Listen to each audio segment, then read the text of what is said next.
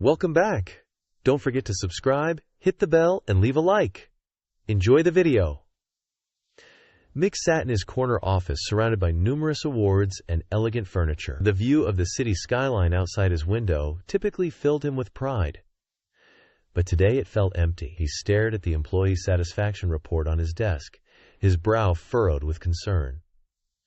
How had things deteriorated without him noticing? There was a shocking 15% drop in employee satisfaction for the third consecutive month at one of his offices in Virginia. There had also been numerous complaints about toxic culture, favoritism, and possible racism. These alarming signs prompted TechVision's CEO, Malik Johnson, to take decisive actions.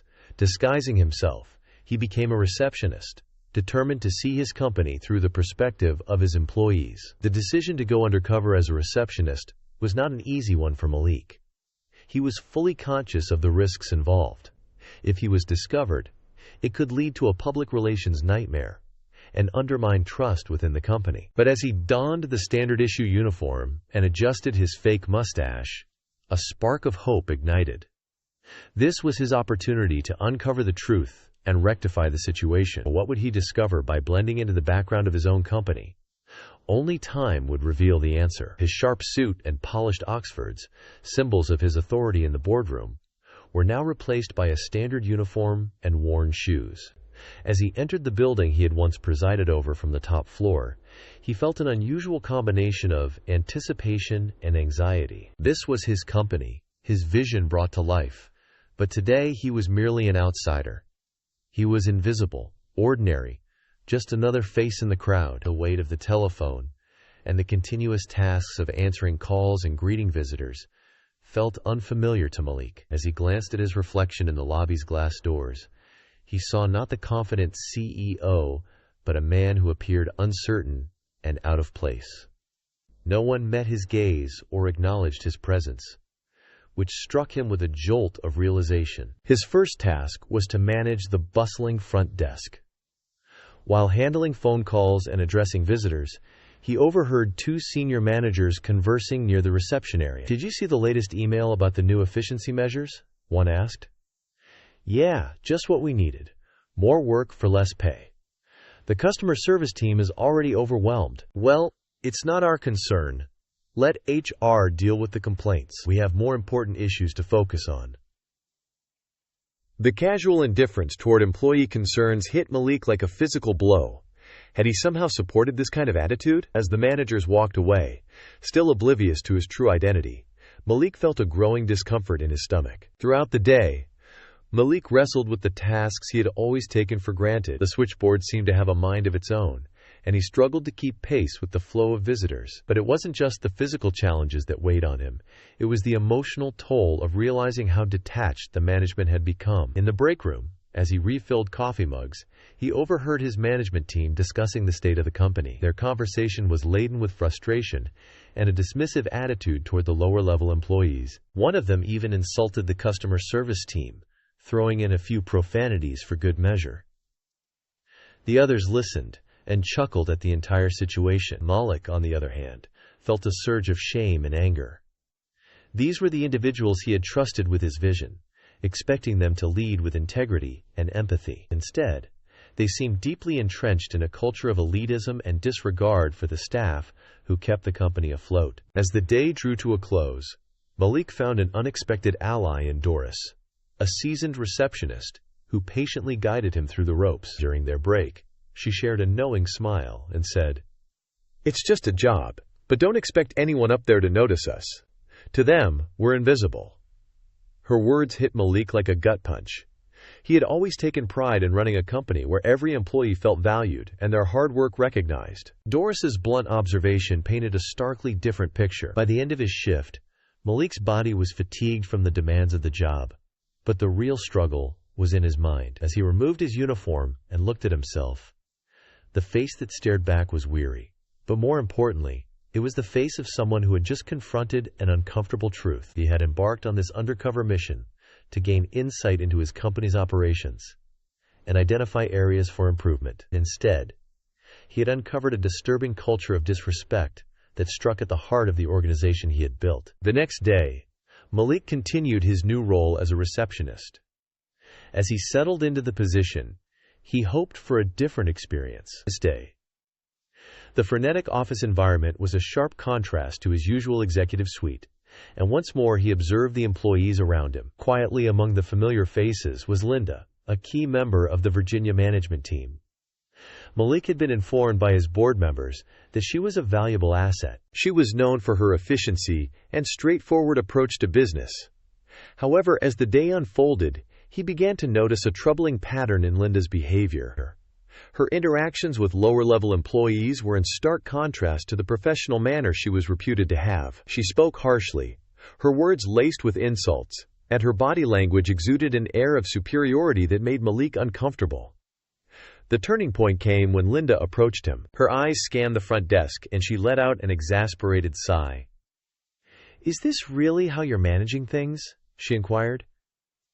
"I've never seen such chaos at the front desk. Papers scattered everywhere, phones ringing non-stop, and you can't even answer them promptly.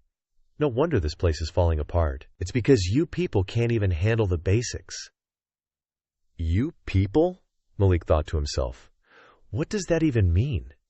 He felt a surge of anger as her words cut deep here. He had always championed building a respectful and positive work culture. But here was one of his senior managers berating him over his receptionist duties. The harshness in her tone and the way she belittled the role was hard to comprehend. As Linda turned and walked away, Malik stood in disbelief, his heart constricted. Nearby, Henry, a kind-hearted IT worker, exchanged a glance with a colleague and said, "Don't take it personally. That's just how she is." The weight of Henry's words hit Malik like a physical blow. Not only was Linda's behavior unacceptable, but it was also a regular occurrence. The realization that this toxic culture had developed under his leadership filled him with a sense of betrayal and failure. Throughout the rest of the day, Malik became acutely aware of the interactions around him. He noticed how some employees seemed to cower when Linda approached, while others took on a defensive posture. The atmosphere of fear and resentment was palpable.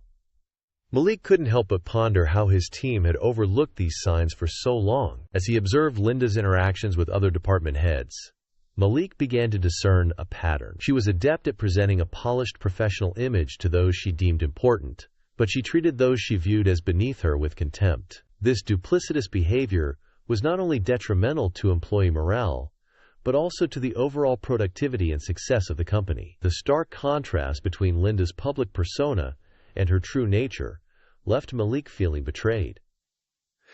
The senior team trusted her with significant responsibilities. He had thought she embodied the values he believed should prevail in the company. Now, he was forced to acknowledge that his team's judgment had been severely misguided. As the day came to a close, Malik couldn't shake off the thoughts of what he had witnessed. The issues in this office were far greater than he had realized. It wasn't merely one manager's poor behavior. It was a profound issue that had flourished under his oversight. Yet during his undercover tenure, he discovered something unexpected.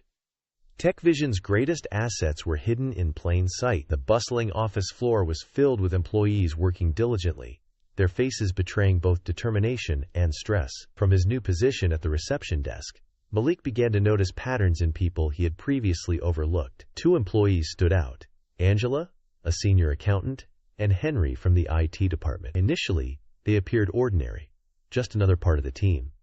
But as Malik observed them, he recognized something remarkable in their daily actions. Angela was frequently the first to arrive and the last to leave. Her dedication was evident as she concentrated intently on financial reports. One evening, as the office emptied and the cleaning staff commenced their rounds, Malik overheard a conversation that struck him. "Angela, you're still here," a colleague remarked, surprised. Angela looked up and explained that she was just finalizing quarterly reports. "They need to be flawless for the board meeting tomorrow." "But it's your daughter's recital tonight, right?" A look of pain crossed Angela's face, but she replied that she would make it up to her that weekend. As the colleague departed, Malik felt a pang of guilt. He had been unaware of the sacrifices his lower-level employees were making, while many in upper management behaved almost abusively. Henry, in contrast, was a beacon of positivity in a stressful environment. Malik watched him move from desk to desk, resolving technical issues with a patient smile. But it wasn't solely his IT skills that impressed Malik. It was how Henry uplifted everyone's spirits. One day, Malik witnessed a touching scene. A new intern was grappling with a malfunctioning computer, tears of frustration welling in her eyes. Henry approached her gently and assured her that they would work it out together. For the next hour, Henry stayed with her. They not only resolved the problem, but also taught the intern basic troubleshooting techniques. His kindness shone through in every interaction. As the days progressed, Malik viewed Angela and Henry as more than just employees. They were concealed pillars of tech vision, exemplifying the hard work, dedication, and compassion he wanted in his company. With this realization came a troubling thought. Why hadn't the team recognized their exceptional qualities before? He understood that the problem lay within the company structure he had established and his decreased involvement. One afternoon, Malik overheard Angela speaking to a coworker. "I've been overlooked for promotion 3 times now," she said, sounding frustrated. "I work really hard, but it feels like you're invisible unless you're in the right social circle." Her words struck Malik deeply. He had always believed that hard work should be acknowledged, but perhaps TechVision's culture was preventing its best employees from advancing. Henry's situation was different, yet equally concerning. Despite his expertise and valuable interpersonal skills, he remained in a junior position, his potential untapped. Malik watched Henry manage a crisis that should have been a higher-level task, wondering how many other employees were in similar situations. Malik continued his undercover work for a week. By the end, he confronted a profound realization. TechVision was filled with hidden talents like Angela and Henry, employees whose skills and dedication far surpassed their current roles. The amount of potential within his company was staggering. Now Malik faced a new challenge: how to create a culture that genuinely recognized and nurtured talent at all levels.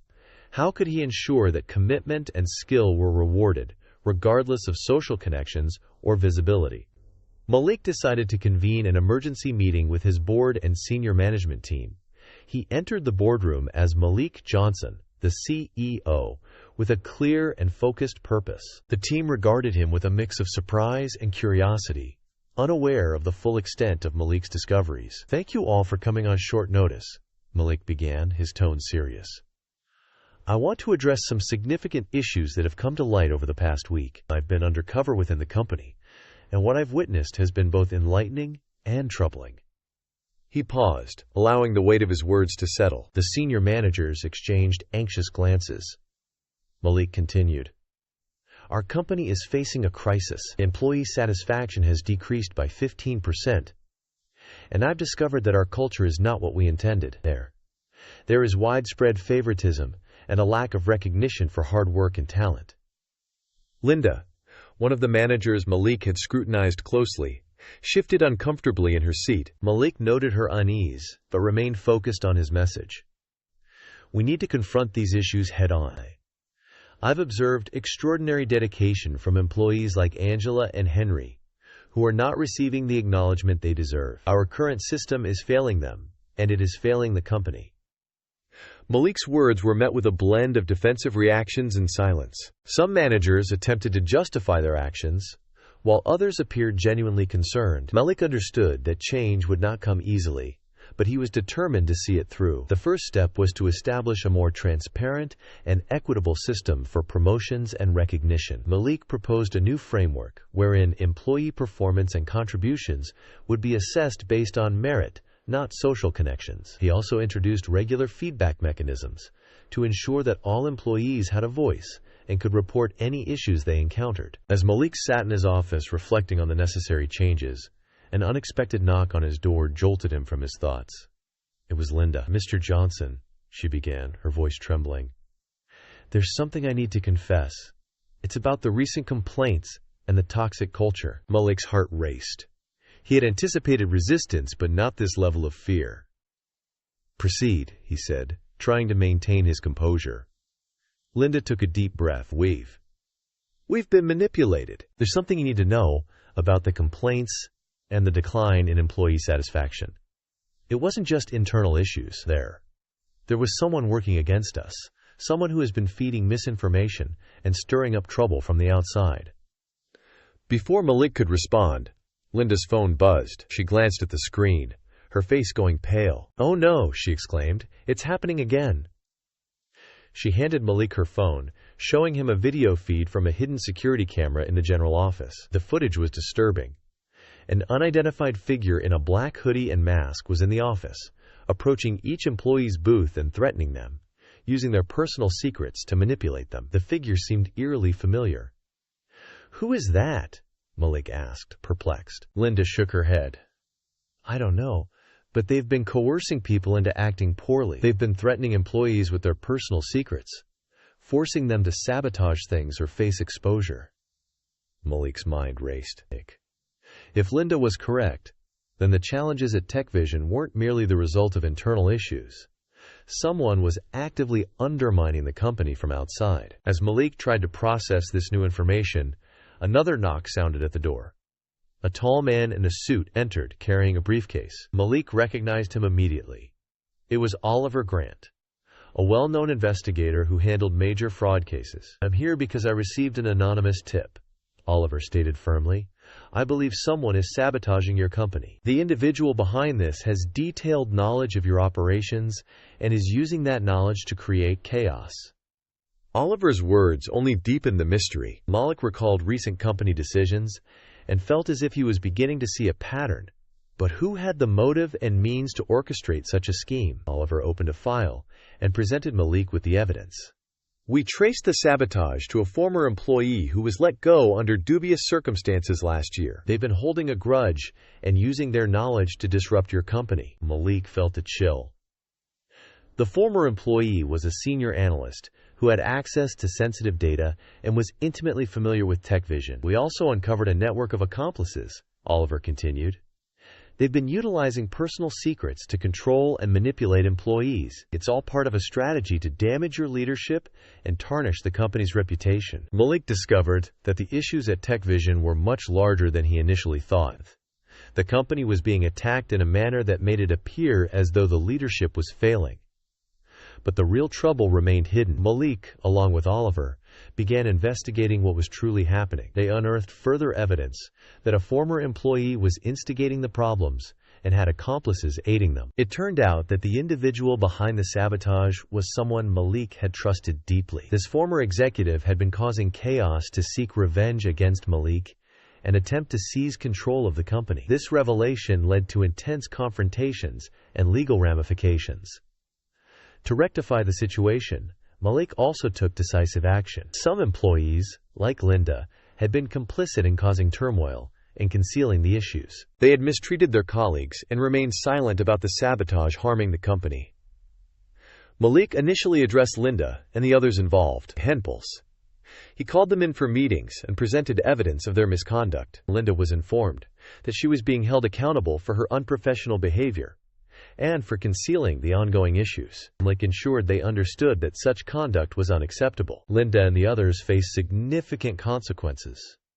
They were suspended for a period and required to undergo specialized training on workplace conduct. They also had to apologize to their teams for the disruption they caused. Malik aimed to make it clear that there were serious repercussions for violating rules and lacking honesty. Conversely, Malik sought to reward the employees who had been truthful and diligent. Angela and Henry were two individuals who stood out. Angela had dedicated herself and stayed late, so she received a promotion and a salary increase. This new role acknowledged her hard work and sacrifices. Henry, who had been exceptionally helpful and positive, was given a new position where he could lead the IT team. He also received a pay raise and greater input in key decisions. Malik wanted to ensure Henry's skills and positive attitude were genuinely valued. To prevent similar problems in the future, Malik implemented new policies for everyone at TechVision. These new policies included regular meetings where employees could provide feedback, enhanced methods for reporting issues, and increased recognition for hard work. Malik aimed to be more engaged and visible. He wanted to cultivate a workplace that was fair and supportive, where everyone felt valued and encouraged. By instituting these changes, Malik hoped to resolve the issues and transform TechVision into a better place to work. He sought to rebuild trust and ensure that everyone had the opportunity to succeed and find fulfillment at work.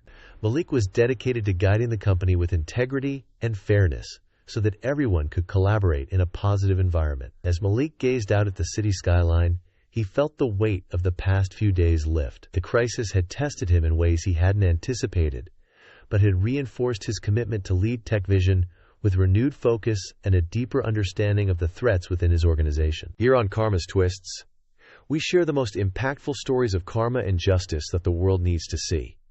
Don't miss a single moment of good triumphing over evil. Join our community and subscribe. Be part of the movement that believes justice always wins.